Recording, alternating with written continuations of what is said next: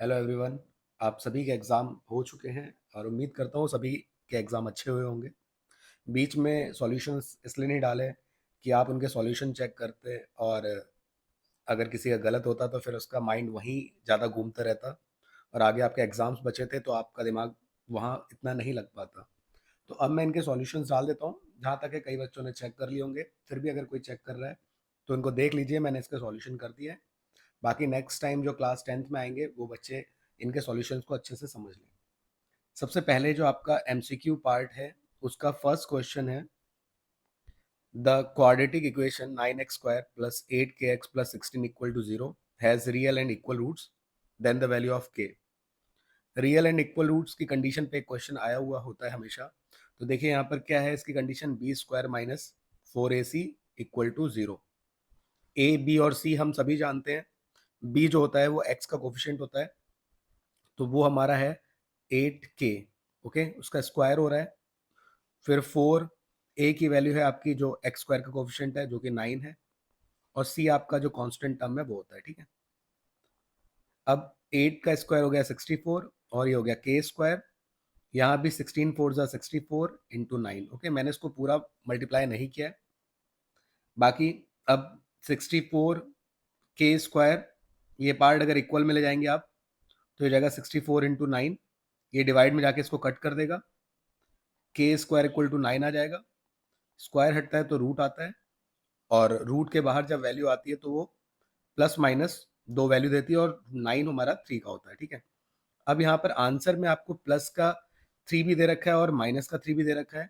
Okay, अगर ये answer होता तो हम इसको चुनते, लेकिन यहाँ दोनों वैल्यूज दिए तो इन दोनों में से आपका कोई भी एक आंसर होगा। आपने +3 चुना है -3, आपका मतलब दोनों ही आंसर सही हो जाएंगे। तो ए और बी इसके बोथ आंसर होंगे। नेक्स्ट, सेकंड क्वेश्चन को देखिए।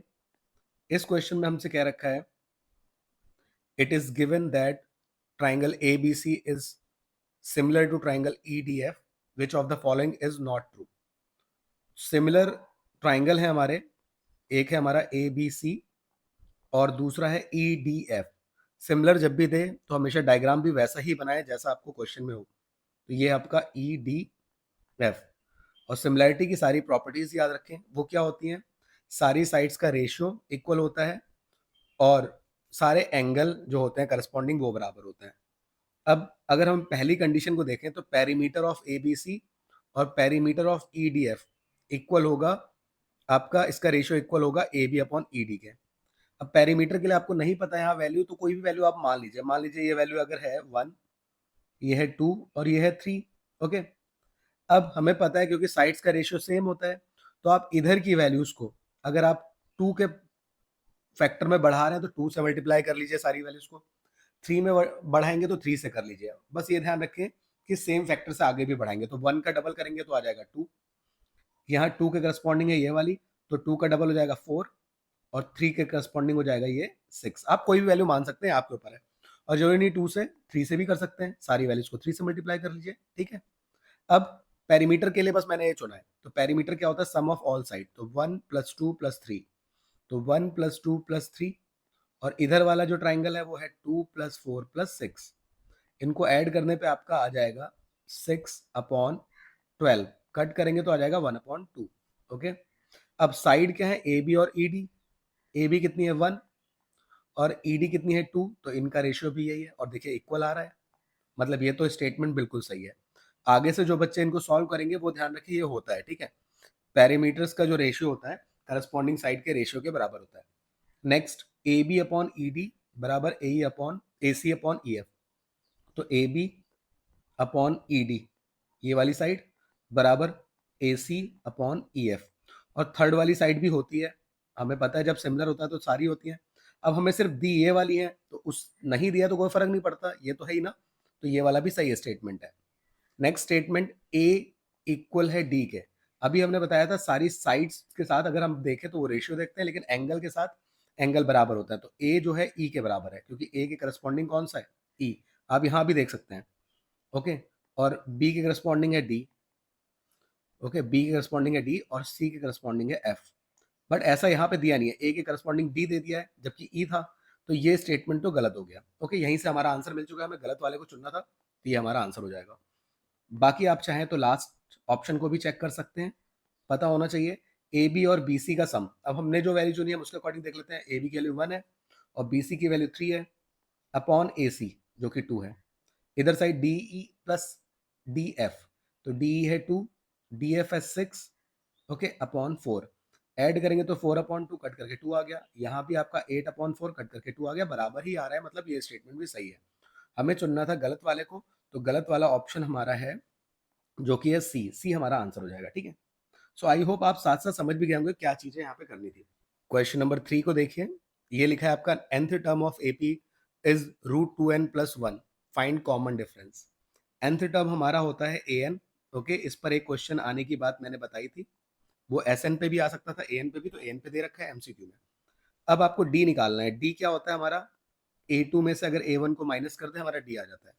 अब A2 कैसे आएगा, तो जहां n, क्योंकि हमें पता है ना सफिक्स में n लिखा है, तो n की वैल्यूज चेंज करते रहना। अगर पहली वैल्यू निकालनी है मतलब फर्स्ट टर्म निकालना है, तो n की जगह पे 1 रख देना था। तो जहां पे n दिख रहा है वहां पे 1 रखा। अब ये रूट टू प्लस वन ही आएगा, सॉल्व होगा नहीं क्योंकि इरेशनल नंबर के साथ है। ऐसे ही A2 निकाल देंगे, जहां पे आपका n दिख रहा है वहां 2 रख के, तो आपको 2√2 प्लस वन। ऐसे ही आप बहुत सारी वैल्यूज निकाल सकते हैं, बट आपको जरूरत थी सिर्फ इन दो वैल्यू की, क्योंकि इन्हीं से हमारा डी निकल जाएगा, ओके। तो यहाँ पे पुट कर लेते हैं। तो ए टू की वैल्यू आई है 2√2 प्लस वन, आगे है माइनस, और फिर है ए वन। ए वन के पास दो टर्म है, और मैंने बोला है जब भी माइनस आता है तो हमेशा ब्रैकेट लगाते हैं, क्योंकि साइन चेंज होता है, ठीक है। जो ब्रैकेट नहीं लगाएगा तो उसका आंसर वहीं गलत हो जाएगा। तो और एमसीक्यू में सीधे या तो 1 मिलता है या तो 0। यहाँ तक अगर आप आए हैं तो आपका आंसर पूरा सही हो, यही हम चाहते हैं। तो 2√2 और किसी साइन से गलत ना हो ये, ठीक है। तो माइनस प्लस माइनस, फिर से माइनस प्लस माइनस, 1 से 1 कट जाएगा।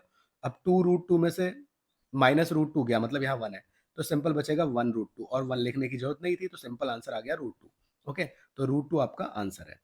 नेक्स्ट, फोर्थ क्वेश्चन की अगर बात करी जाए, तो यहाँ पर है आपका P Q and P R the tangents of a circle with centre O, radius दे रखा है 4, और क्यू पी आर की वैल्यू दे रखी है 90। आपको फाइंड करनी है length O P, okay. Radius आपको दे रखा है 4, तो ये रेडियस है सेंटर साइड पॉइंट। ये वाला एंगल दे रखा है 90 डिग्री, ठीक है। और यहाँ पर भी हमको पता है 90 बनता है, इतनी बातें हमें क्लियर है। नाउ यहाँ पे कुछ पॉइंट्स हम क्लियर कर लेते हैं। आपको पता है कि ये सेंटर से अगर हम यहाँ पे लाइन जोड़े, तो जो ये वाला ट्राइंगल और ये वाला ट्राइंगल, ये दोनों हमारे क्या होंगे, कॉन्ग्रेंट हो जाएंगे। जो ट्राइंगल ओ क्यू पी है वो कॉन्ग्रेंट होगा ट्राइंगल ओ आर पी के।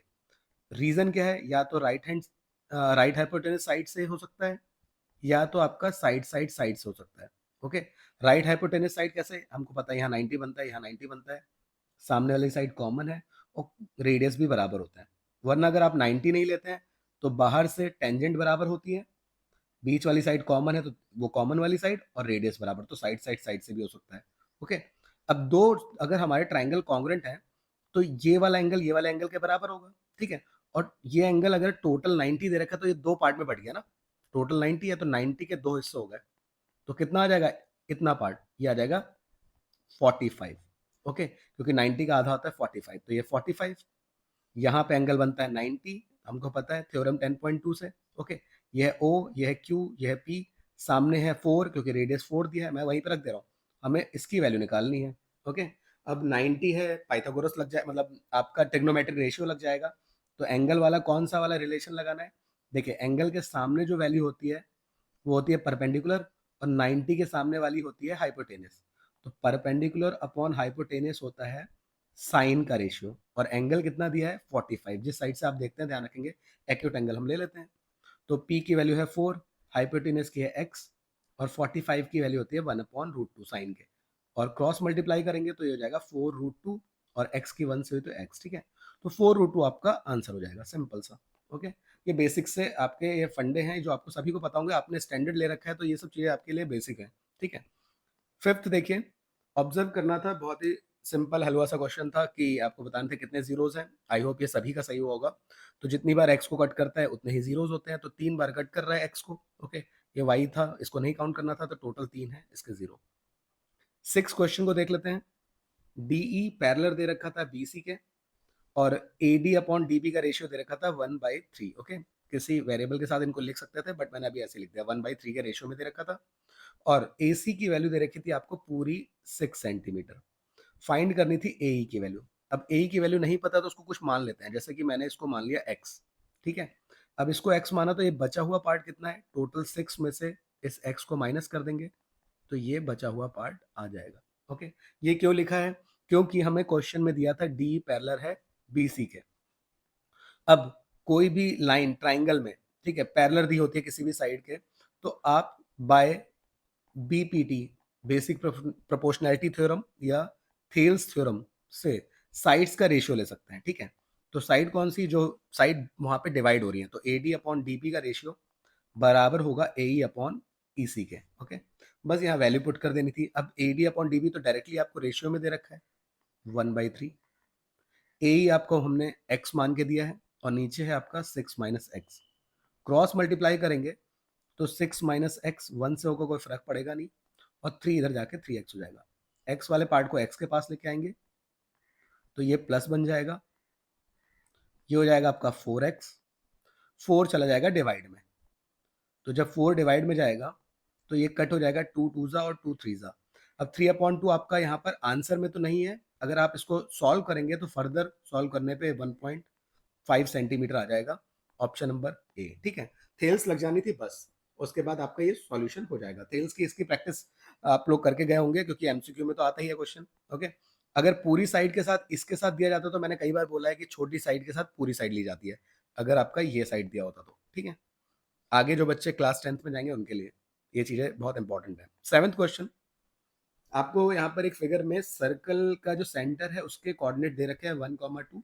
आपको डायमीटर बताना है। डायमीटर बताने से पहले आप रेडियस अगर निकाल लें तो रेडियस, डायमीटर क्या होता है, डबल होता है रेडियस का। ओके, अब रेडियस कैसे निकलेगा, देखिए ये पॉइंट क्या है, ओरिजिन है ना, जहां पे आपके एक्स और वाई कट करते हैं वो ओरिजिन होता है, और ओरिजिन के पॉइंट होता है 0,0। ओके, अब ओरिजिन से अगर हम इसको जोड़ें तो ये रेडियस ही तो हुआ, क्योंकि ये आपका एंड पॉइंट है, सर्कल का पॉइंट है सर्कल के ऊपर, और ये सेंटर है, तो सेंटर से एंड पॉइंट ये क्या होगा, रेडियस तो होगा। तो ये डिस्टेंस निकाल लीजिए, डिस्टेंस फॉर्मूला से ये 0,0 है। और जब किसी पॉइंट 0,0 होते हैं तो डिस्टेंस फॉर्मूला कन्वर्ट हो जाता है सीधे सीधे x square plus y square में, ठीक है। डिस्टेंस फॉर्मूला जो आपका x2 minus x1 whole square plus y2 minus y1 whole square होता है रूट के अंदर, वो बन जाता है ये कब, जब आपका ओरिजिन से डिस्टेंस ली जाती है, ठीक है। शॉर्टकट के लिए बताया, वरना तो आप इसमें भी लगाएंगे तो आ जाएगा आंसर। ओके, 0,0 यूज करके। तो x और y कौन होते हैं, ये सीधे सीधे एक्स वाई बन जाते हैं, तो ये 1 स्क्वायर, ये 2 स्क्वायर, ये हो जाएगा 1, ये हो जाएगा 4, ये आ जाएगा रूट का 5। लेकिन ये आपका रूट का 5 आया, अब जल्दीबाजी में इसको आंसर न चुने, क्योंकि आपको ये पता है कि ये हमारा रेडियस है, ये डी मैंने लिखा था डिस्टेंस वाला, ठीक है, ध्यान रखें। अब डायमीटर क्या होता है, 2 टाइम होता है रेडियस का, तो 2 इंटू रूट 5 जो कि दे देगा 2√5, तो आंसर नंबर डी। ओके, सो ये छोटी छोटी चीजें होती हैं जो आपके लिए इंपॉर्टेंट रहती हैं आपके सारे एमसीक्यूज को सही कराने के लिए। ओके, जल्दी में हम क्या करते हैं, सी चुन लेते हैं। नेक्स्ट 8th, यहाँ पर है आपका the value of K for which linear equation x/2 plus y/3 equal to 5, और दूसरा है 2x plus K Y equal to 7 is inconsistent. अब इनकंसिस्टेंट सिर्फ एक ही कंडीशन होती है जो कि होती है पैरेलल लाइंस की कंडीशन। ओके, कंसिस्टेंट में तो 2 कंडीशन थी, बट इनकंसिस्टेंट में एक ही थी, पैरेलल लाइंस की, जिसके नो सॉल्यूशन होता है। पैरेलल लाइन की कंडीशन क्या होती है, a1/a2 equal to b1/b2 not equal to c1/c2। Okay, a1 किसका कोफिशिएंट होता है, इस x का, और a2 ये है, तो ये है आपका 1/2, क्योंकि आगे कुछ नहीं है तो 1 ना, तो 1/2 a1 अपॉन में है a2 जो कि है आपका 2 बराबर b1 है ये 1/3, इसके अपॉन में y का कोफिशिएंट यहाँ पे k है, ठीक है, नॉट इक्वल टू c1, इसको इधर लाया जाता है क्योंकि जनरल फॉर्म में इक्वेशन में c इधर होता है, a1x plus b1y plus c1 equal to 0, तो प्लस इधर आके माइनस हो जाएगा ना, ऐसे ही इसको भी इधर ले आते हो, तो डायरेक्टली आप इन चीजों को डायरेक्ट ध्यान रखें, ठीक है। अब क्योंकि इनका कोई रोल नहीं है तो इसको हम नहीं रखेंगे, हमें बस इन दोनों को इक्वल रख देना है क्योंकि यही इक्वल के कंडीशन को सेटिस्फाई कर रहा है। तो 1/2/2 1/3 ऊपर वाला पार्ट अपॉन में है, नीचे सिंगल है तो यहाँ 1 लिख देते हैं, ऊपर अपॉन में है नीचे सिंगल तो यहाँ 1 लिख देते हैं। ये 1 इससे मल्टीप्लाई होगा 1 1 जा 1, और 2 2 से मल्टीप्लाई होगा तो 4, यहाँ पे 1 1 से मल्टीप्लाई होगा तो 1, और 3 के से हुआ तो 3 के, क्रॉस मल्टीप्लाई किए तो 3 के 4 की 1 से कराई 4। ओके, अब k इक्वल टू आ गया 4/3। अब 4/3 जो है ऑप्शन नंबर बी है। ओके, तो इस तरीके से इसका भी आंसर हो जाता है। आई होप ये सभी का सही हुआ होगा, ऐसा कोई टफ क्वेश्चन नहीं था। Okay, next 9th, a circle is divided into 16 identical sectors. If radius of circle is 7, find the area of each sector। ठीक है, अब देखिए यहाँ पर अगर मैं एक सर्कल बनाऊं, इसको मैं कट करूं, ये आपके 4 पार्ट हुए, उसके बाद 6 पार्ट हुए, 8 पार्ट हुए, ऐसे कट करते करते इसके 16 पार्ट हो गए। ठीक है, ये 10 हो गए, ये 12 हो गए, ये 14 हो गए और ये 16 हो गए। ओके, इस एक पार्ट को अगर हम देखें तो ये आपका 1/16 पार्ट है। ठीक है, अब इसके लिए आपको सेक्टर का फॉर्मूला जो होता है वो लगाना है। तो सेक्टर का फॉर्मूला क्या होता है एरिया के? सेक्टर का एरिया जो होता है हमारा θ/360 पाई आर स्क्वायर। सारी वैल्यूज हमारे पास हैं लेकिन एक नहीं है, थीटा नहीं है। वो थीटा कैसे निकलता था? जब भी कोई क्वेश्चन में डायरेक्टली बता देता है कि इसके इतने पार्ट हो रहे हैं, तो आप क्या करते हो, पूरा सर्कल होता है 360 का। ओके, और उसको कितने पार्ट में डिवाइड किया गया? 16 पार्ट में डिवाइड किया गया है, तो उसको एक पार्ट की वैल्यू आ जाती है। ओके, अगर 8 से करेगा तो 8 से कर देंगे, 4 से करेगा तो 4 से कर देंगे, जितने भी पार्ट से करेगा उसको डिवाइड कर देते हैं। तो कट करते हैं, 2 8 जा, ये 2 से काटा तो 2 1 जा, 2 8 जा, 0 जा, बाद आपका हो जाएगा ये 2 4 जा, ठीक है, 2 9 जा, देन 2 2 जा और 2 45 जा। बाकी आप आगे भी कर सकते हैं ये, लेकिन मेरा ये 45/2 आया थीटा, मैं इसको अपॉन में ही रहने दे रहा हूँ। ओके, अब हम इस फॉर्मूले में इसको रख देते हैं। तो थीटा की वैल्यू आई है 45, 2 आपका अपॉन में है तो इसको अपॉन में लिख दिया, और साथ में अपॉन में है 360। ओके, पाई की वैल्यू 22.7 और आर हमें दे रखा है 7। कट कर देते हैं, तो 7 से 7 कट गया, 2 से ये कट गया 11 टाइम्स, 9 से काटा 9 5 जा और 9 4 जा, आगे 0 था। नेक्स्ट आपके पास ये 5 बचा तो 5 से 8 टाइम्स कट गया। फाइनली हमारे पास बचेगा क्या? ऊपर 11 और 7, तो ये हो गया 77, 11 7 जा, और नीचे क्या बचा? 8। इन्होंने भी अपॉन में ही रहने दिया आंसर को, जो कि आपका है डी ऑप्शन। ओके, 77/8। ओके, तो सिंपली इस तरीके से इसका आंसर आ जाता। Next, 2 different dice are rolled together, the probability that both the obtained number are less than 4। अब आपको 2 डाइस का क्वेश्चन आया है, तो हमें पता है टोटल जो होते हैं 36 केस बनते हैं। हमें प्रोबेबिलिटी बतानी है कि दोनों डाइस में 4 से छोटा नंबर होगा। ओके, सम नहीं बोलना है, ना ही प्रोडक्ट कुछ बोला गया, उन्होंने बस बोला दोनों डाइस में 4 से छोटा नंबर। 1 की लाइन में आते हैं तो पहला 1 1 मिलेगा, 1 2 मिलेगा, 1 3 मिलेगा, 1 4, लेकिन 4 वाला हमें नहीं चुनना है, उससे छोटे चुनने थे। तो देखिए ये 3 केसेस में आपके सारे नंबर 1 से छोटे हैं। 2 में 2 1, 2 2, 2 3, फिर 2 4 आना शुरू होगा तो उसको नहीं चुनेंगे। 3 1, 3 2, 3 3। ओके, 4 की पूरी लाइन 4 वाली होती है, 5 में फिर वो 4 से बढ़ाई है और 6 में भी बढ़ाई है, तो उनको नहीं चुनना है। तो ये 3 केस, ये 3 केस, ये 3 केस मिला के हो गए 9 केस, 3 3 6 और 3 9, और टोटल कितने हैं? 36 केस। तो ये हमारा आंसर हो गया। ऑप्शन में ऐसा नहीं लिखा है तो कट कर दिया होगा, तो 9 1 जा और 9 4 जा, ऑप्शन नंबर सी। ओके, तो इस तरीके से इसको कर देना था। आ जाते हैं 11 वाले क्वेश्चन पे। इसमें लिखा है साइन ए इक्वल टू 1/3। ठीक है, जब सामने आपका एंगल वाली वैल्यू दी हो तो आप तो सीधे एंगल से कंपेयर कर लेते, जो आपका वो टेबल होती है ना एंगल वाली, उससे। और लेकिन जब एंगल ना दिया हो तो आप बस क्या करते थे, आप एक ट्राइंगल बना लेते थे, जो एंगल दिया होता था उसको यहाँ पे रख देते थे, और सामने परपेंडिकुलर बन जाता है, ये 90 है, इसके सामने हाइपोटेनस और नीचे बेस। साइन जो रेशियो होता है वो होता है p/h का। तो p की वैल्यू है 1 और h की वैल्यू है 3। ओके, बस आपको बेस, क्योंकि कॉट की वैल्यू निकालनी है, और कॉट क्या होता है हमारा? कॉट होता है हमारा बेस अपॉन परपेंडिकुलर, क्योंकि 10 का उल्टा होता है, 10 p/b, तो ये b/p। तो बेस हमको निकालना पड़ेगा। और कभी भी हाइपोटेनस के अलावा कोई चीज निकालनी हो तो पाइथागोरस से आपको पता है कि जो हाइपोटेनस के अलावा कोई वैल्यू अगर निकालनी हो तो हमेशा माइनस करते हैं। ठीक है, किससे? हाइपोटेनस के स्क्वायर से, जो भी साइड है आपकी दूसरी। ठीक है, तो हाइपोटेनस था 3, ये है 1, हो गया 9, कट करके आ गया 8, यहाँ से हम स्क्वायर हटा देंगे तो यहाँ रूट आ जाएगा, और 8 के फैक्टर बन जाते हैं, तो वो बनते हैं हमारे 2 का पेयर बन गया तो वो बाहर आ गया, एक 2 अंदर रह गया। ठीक है, तो 2√2 आ गया है। तो बेस की वैल्यू आई 2√2, और परपेंडिकुलर की वैल्यू आपको पता है 1 है, और 1 से कोई फर्क पड़ेगा नहीं, तो फाइनली आंसर 2√2 आ जाएगा। ठीक है, तो ये इसका आंसर हो जाएगा इस तरीके से। नेक्स्ट में देखिए, क्वेश्चन नंबर 12 है 1 + tan² A upon 1 + cot² A equal होगा किसके? तो डायरेक्टली आइडेंटिटी दे दी उन्होंने, 1 + tan स्क्वायर थीटा जो होता है हमारा, या ए आपका किसके बराबर होता है, तो ये होता है सेक स्क्वायर ए के। और 1 + कॉट स्क्वायर ए जो होता है वो सीधे सीधे हमारे पास बराबर होता है कॉसेक स्क्वायर ए। ओके, अब सेक और कॉस में तो नहीं दिया है, सेक किस में कन्वर्ट हो सकता है, तो ये हो सकता है 1 कॉस स्क्वायर ए। ओके, 1 का स्क्वायर तो 1 ही होता है, इसलिए ये हो जाता है हमारा 1 साइन स्क्वायर ए। अभी बताया था इसको इससे करेंगे तो ये हो जाएगा साइन स्क्वायर ए, इसको इसकी मल्टीप्लाई कराएंगे तो ये कॉस स्क्वायर है। साइन अपॉन कॉस जो रिलेशन होता है 10 का होता है, स्क्वायर लगाया तो स्क्वायर आ जाएगा। तो ये है ऑप्शन नंबर हमारा ए। ठीक है, तो ऑप्शन ए इसका करेक्ट आंसर हो जाएगा। डायरेक्टली ये इस तरीके से हो जाता। क्वेश्चन 13 काफी अच्छा क्वेश्चन था, देखते हैं किसने किसने सही किया। अगर थोड़ा दिमाग लगाना था बस हो जाता। 3 टेनिस बॉल दे रखी थी और इनको सिलेंडर जार में रखा था, सभी का रेडियस आर दिया था। ठीक है, मतलब ये जो है इनका रेडियस है R. Okay, volume of air inside the jar. अब एयर कहाँ कहाँ होगी, यहाँ यहाँ होगी खाली जगह होगी, कैसे निकलेगा, टोटल सिलेंडर में से माइनस कर देना था इन 3 बॉल के वॉल्यूम को। तो वॉल्यूम ऑफ स्फेयर, बॉल कैसी है, स्फेयर है ना। अब सिलेंडर का वॉल्यूम क्या होता है, वो होता है हमारा पाई आर स्क्वायर एच, और स्फेयर का होता है 4/3 पाई आर क्यूब।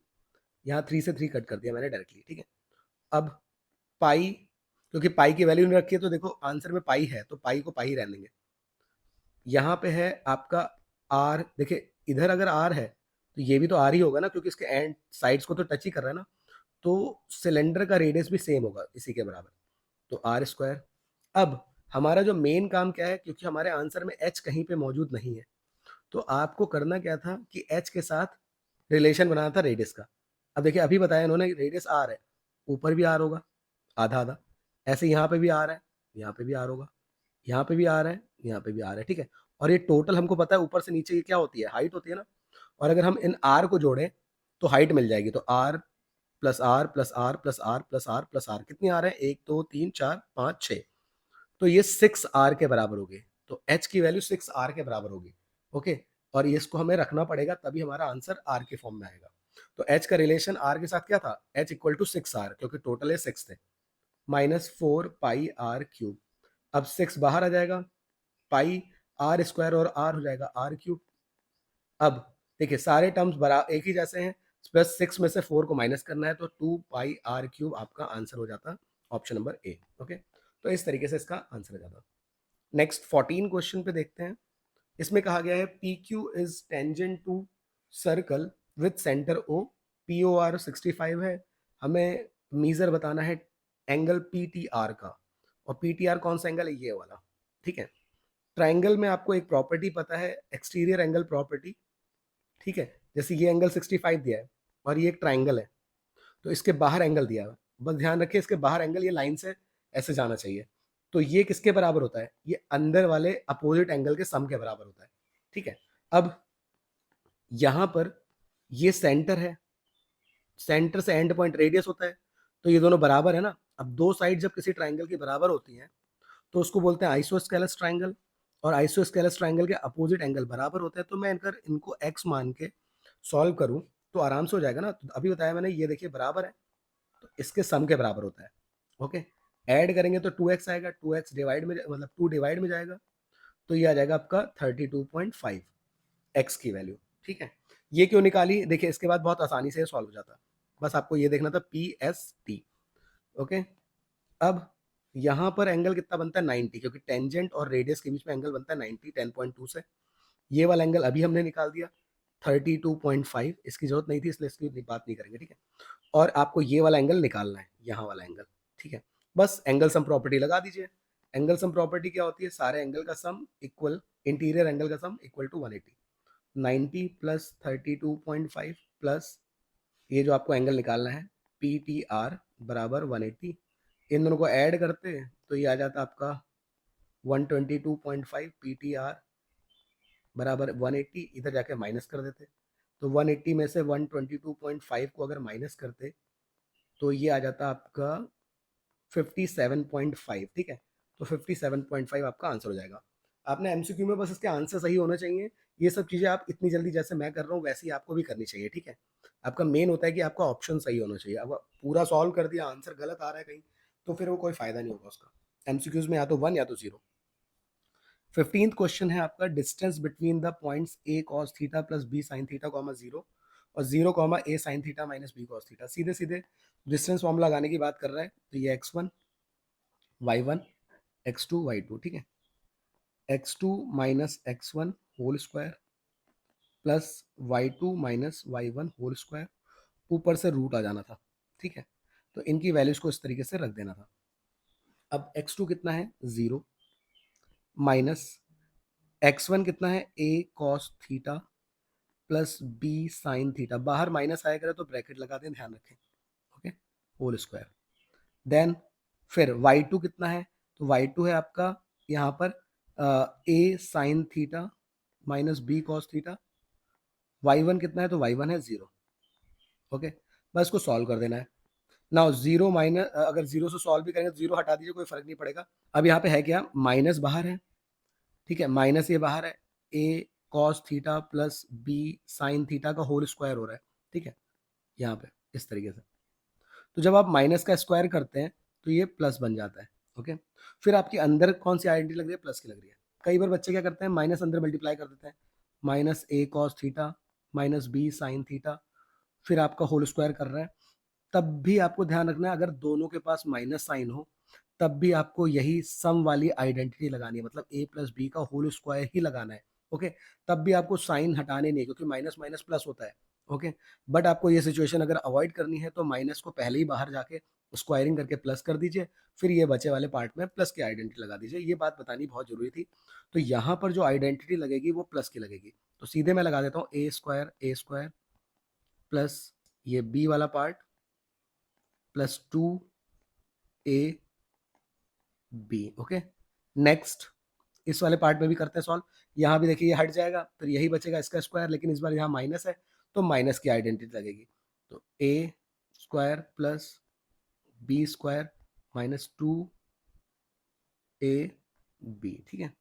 नाउ प्लस का और ये माइनस का पार्ट कट जाएगा, क्योंकि सेम ही है, बस साइन अलग है, तो माइनस हो जाएगा। a square cos square theta, a square sine square theta से बात करेगा। दोनों में कॉमन पार्ट को बाहर निकाल लेंगे, जो कि a स्क्वायर है, ब्रैकेट में बचेगा cos square theta plus sine square theta. यहाँ पे देखिए बी स्क्वायर कॉमन हो जाएगा इन दोनों में, अंदर क्या बचेगा sine square theta plus cos square theta. हम सभी जानते हैं ये एक आइडेंटिटी है, बीच में प्लस लगा है तो इसकी वैल्यू होती है 1, ठीक है। ये भी वही है, सेम आगे पीछे लिखा है, कोई फर्क नहीं पड़ता, आना तो 1 ही है, मतलब इसकी आइडेंटिटी भी 1 ही कहेगी।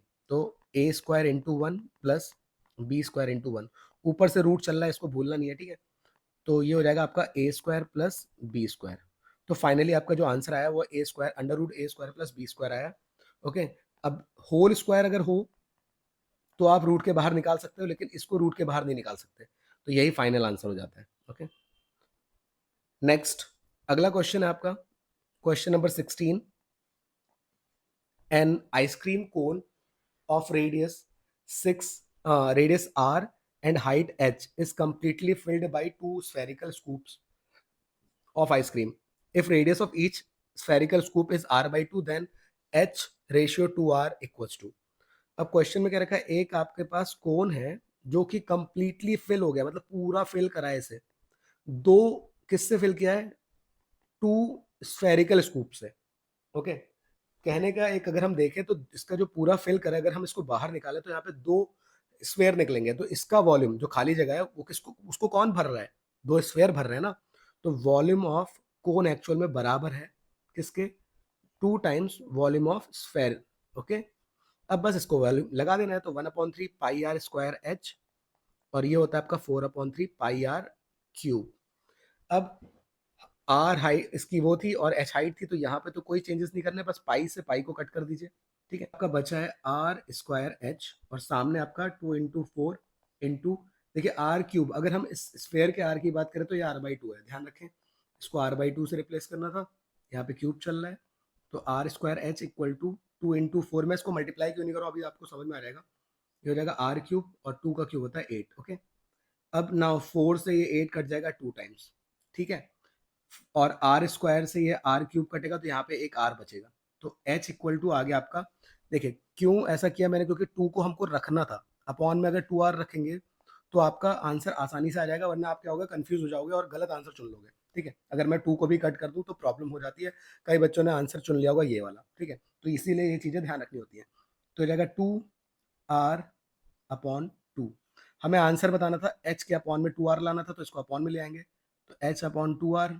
यहाँ सामने कुछ नहीं है तो 1 बोल देते हैं, ठीक है? अपॉन 2, तो जो रेशियो आएगा वो आएगा 1:2, ठीक है? गलती से भी अगर आप मान लीजिए इसको कट कर देते तो फिर आप 2 के लिए परेशान होते हैं और फिर आपका आंसर प्रॉब्लम कर देता आपको, ठीक है?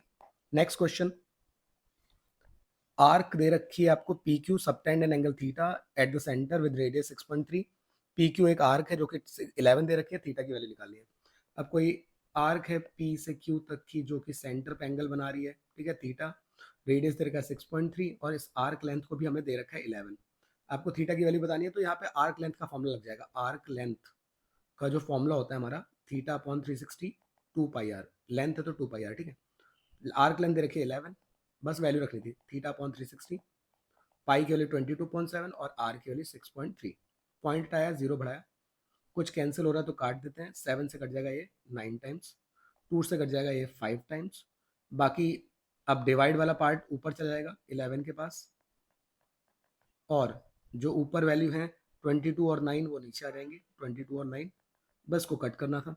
तो 9 से कट गया ये 4 टाइम्स और आगे 0 है। नेक्स्ट आपका 11 से कट जाएगा ये 2 टाइम्स और 2 से 40 कट जाएगा ये 20 टाइम्स। फाइनली वैल्यू बचती है 20 और 5, और 25 से कितना होता है 100, तो थीटा की वैल्यू आ गई 100। यही आपका आंसर हो जाएगा, ठीक है? तो ये इस तरीके से इसको ऐसे करना था। नेक्स्ट, मीन और मीडियन दे रखे हैं रिस्पेक्टिवली, मतलब पहला वाला मीन है और दूसरा मीडियन है। मोड की वैल्यू निकालनी है, तो यहाँ पे डायरेक्टली आपको एम्पेरिकल फॉर्मूला लगा देना था, जो कि होता है 3 median equals to mode plus 2 mean. अब 3 मीडियन की वैल्यू देखिए, ध्यान रखें मीडियन की वैल्यू ये है, गलत नहीं रखनी थी। 3 मीडियन इक्वल्स टू मोड निकालना है प्लस 2 मीन की वैल्यू ये है 43, इधर जाके माइनस होगा, तो 3 इंटू 40 माइनस 2 इंटू 43। ओके, यहाँ पर आपको कुछ भी आप कर लें, अपने हिसाब से सॉल्व कर लें मल्टीप्लाई करके, बाकी मैं इसको ऐसे ही कर दे रहा हूँ। तो यहाँ पे 2 मैंने कॉमन लिया, 3 इंटू 20 माइनस यहाँ पे 43, ये हो गया 60 माइनस 43, यहाँ पे गया 70, 70 इंटू 2, तो हमारा 70 इंटू 2 हमारा 17 इंटू 2 होता है 34, तो 34 ऑप्शन नंबर ए। ओके, तो ये हमारा आंसर था, सिंपल सा क्वेश्चन था। आई होप अभी तक अगर आपने ध्यान से देखा हो तो कोई क्वेश्चन ऐसा टफ नहीं था, बस आपको बेसिक्स स्ट्रांग रहने आपके लिए जरूरी थे, ठीक है? 19 देखिए, असर्शन दे रखा है probability of happening an event is 0.2 P. Happening को पीई से दिखाते हैं, जो कि देखा है 0.2 पी। ओके, और पी की वैल्यू 0 से बड़ी होनी चाहिए, but P can't be more than 5, 5 से बड़ा नहीं हो सकता। चेक कर लेते हैं, अगर हम 5 से बड़ी वैल्यू रखते हैं मान लो, तो देखिए 1.2 मिल रहा है, और प्रोबेबिलिटी कभी भी 0 से छोटी नहीं होती है, ठीक है? और 1 से बड़ी नहीं होती है, देखिए 1 से बड़ी मिल रही है, तो इसने बोला ना कांट बी मोर देन, अगर हम 6 रखते हैं तो 1 से बड़ी मिल रही है, जो कि पॉसिबल नहीं है। तो कॉमन सी बात है, आप 5 रख के एक बार चेक कर लेते हैं, तो 5 टू 10, 1 आ गया, मतलब हाँ बिल्कुल सही बोल रहा है ये। तो 5 तक ही 1 तक जाएगा, बाकी नहीं, ठीक है? 0 से बड़ा होगा और 5 से, मतलब 5 तक ही पहुंचेगा, 5 से बड़ा नहीं रख सकते। तो बिल्कुल सही ऑप्शन, मतलब असर्शन है। रीजन देखिए, पी बार जिसको हम पी नॉट बोलते हैं वो होता है 1 माइनस पी, बिल्कुल सही। अगर आपको पी नॉट निकालना हो तो वो आप इससे निकालते हैं 1 माइनस करके। ओके, अब यहाँ पे कंफ्यूज हो जाते हैं कई बच्चे, ऑप्शन ए चुन लेते हैं कि दोनों में प्रोबेबिलिटी की बात करके दोनों सही है, ऐसा नहीं है। ये आपका ऑप्शन बी होगा, क्योंकि ऊपर तो जस्ट आपसे हैपनिंग की बात कर रखा है, यहाँ पे हैपनिंग और नॉट हैपनिंग की दोनों की बात कर रखी है। तो उम्मीद करते हैं कि बी ऑप्शन चुनाव कई बच्चों ने, ठीक है? तो नेक्स्ट देख लेते हैं 20। असर्शन दे रखा है √3 plus √5 is an irrational number. बिल्कुल सही है, √3 और √5 दोनों ही एक इरेशनल नंबर, अगर हम इनको ऐड भी करते हैं, इसका प्रोसीजर आपने देखा होगा, पी बाई क्यू लेके करा जाता है, तो इरेशनल नंबर होता है। Next, sum of any two irrational number is always irrational. कोई भी दो इरेशनल नंबर लो तो हमेशा इरेशनल ही मिलेगा, क्योंकि सॉल्व तो होगा नहीं, तो इरेशनल ही मिलेगा। बिल्कुल सही है, दोनों ही इरेशनल होंगे। बिल्कुल ऊपर भी वही बात कर रखी है, नीचे भी वही सम की बात थी, यहाँ भी वही बात है, तो यहाँ ऑप्शन नंबर ए। अब यहाँ पर आप अपने कमेंट्स में बताइए कि आपके कितने आंसर सही हैं, या आपको क्या लगता है कि नहीं इसका आंसर ये होना चाहिए, ठीक है? हम इस पे बात करेंगे, मिलते हैं नेक्स्ट वीडियो में, तब तक के लिए take care, bye bye and all the best.